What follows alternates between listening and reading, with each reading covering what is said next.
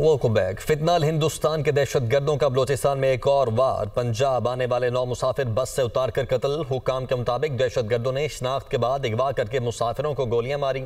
واقعہ لورالائی اور موسیٰ خیل کے درمیان شاہراہ پرسر ڈھاکہ کے مقام پر پیش آیا۔ تمام مسافروں کا تعلق پنجاب کے مختلف علاقوں سے ہے۔ قتل ہونے والوں میں دنیا پور سے تعلق رکھنے والے 2 بھائی بھی شامل ہیں۔ ترجمان بلوچستان حکومت شاہد رند نے کہا کہ بے گناہ شہریوں کو قتل کرنا فتنہ ہندوستان کی درندگی ہے۔ بلوچستان کے عوام دشمن کے عزائم کے سامنے سیسا پلائی دیوار ہیں۔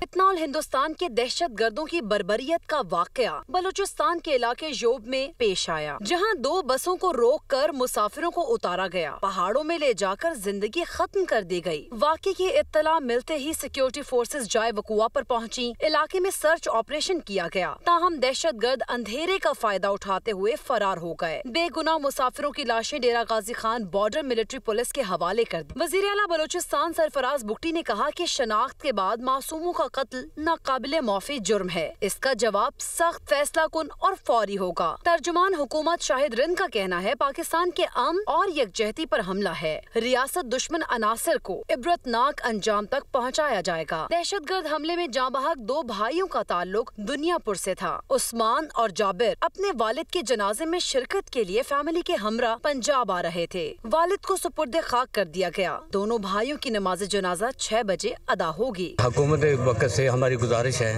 کہ وہ ان دہشت گردوں کے قلع کما کے لیے کوئی مؤثر اقدام کرے۔ بہت بڑا سین ہے دنیا پور کے لیے، پورے شہر کے لیے، پورے پاکستان کے لیے، اس لیے دہشت گردی کو جڑ سے ختم کرنے کے لیے گورنمنٹ کو اور حکومت پاکستان کو، پاکستان آرمی کو ان کے خلاف جڑ سے اکھاڑ دیں۔ شہید ہونے والوں میں محمد جنید کا تعلق لاہور، محمد عرفان اور محمد آصف کا ڈیرہ غازی خان، صابر حسین کا گجرانوالہ، محمد بلال کا اٹک، غلام سعید کا تعلق خانیوال سے ہے۔ لاشوں کو متعلقہ علاقوں کے لیے روانہ کر دیا گیا۔